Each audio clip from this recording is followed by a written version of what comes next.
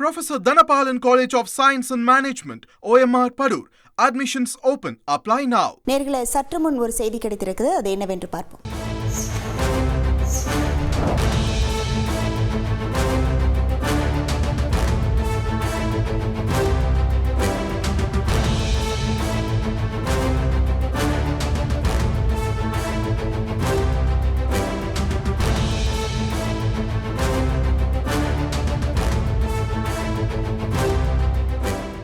இந்தியாவின் பாதுகாப்பு தொடர்பான தரவுகளை பாகிஸ்தான் ஹேக்கர்ஸ் ஹேக் செய்திருப்பதாக தகவல் வெளியாகியிருக்கிறது.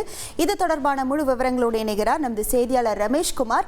வணக்கம் ரமேஷ்குமார், இது தொடர்பான முழு விவரங்கள். பெஹல்காம் பயங்கரவாத தாக்குதலை தொடர்ந்து இந்தியா மற்றும் பாகிஸ்தான் இடையே பதற்றம் நீடித்து வரக்கூடிய நிலையில் இந்தியாவை குறிவைத்து பாகிஸ்தான் சைபர் தாக்குதலை நிகழ்த்தி இருக்கிறது. இந்தியாவில் இருக்கக்கூடிய பல பாதுகாப்பு இணையதளங்களை குறிவைத்து இந்த சைபர் தாக்குதல் என்பது நிகழ்த்தப்பட்டிருக்கிறது.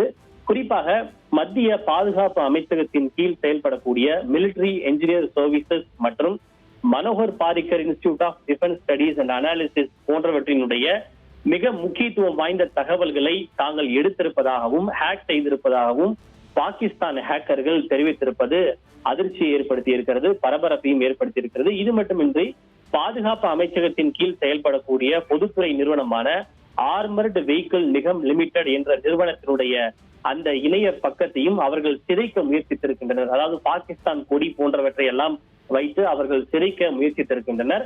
பாதுகாப்பு வட்டாரங்களில் இது குறித்து விசாரிக்கின்ற போது ராணுவ பணியாளர்கள் அவர்களுடைய முக்கியமான தரவுகள் மற்றும் அவர்களுடைய லாகின் கிரெடென்ஷியல்ஸ் உள்ளிட்ட விவரங்களை அவர்கள் ஹேக் செய்து எடுத்திருப்பதாகவும் சில இடங்களில் எடுக்க முயற்சித்திருப்பதாகவும் தகவல் என்பது வெளியிடப்பட்டிருக்கிறது.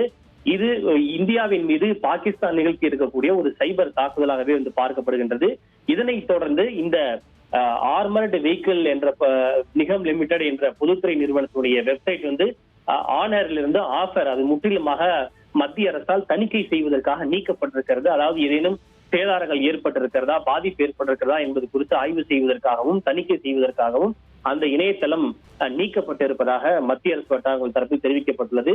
இவை தவிர கூடுதலாக வேறு ஏதேனும் தாக்குதலை நிகழாமல் இருக்கவும் வேறு ஏதேனும் பாதிப்புகள் நிகழாமல் இருப்பதை தடுப்பதற்காகவும் சைபர் தாக்குதலை தடுப்பதற்கான அந்த கண்காணிப்பை தீவிரப்படுத்தி இருப்பதாக சைபர் வட்டாரங்கள் தெரிவித்துள்ளன.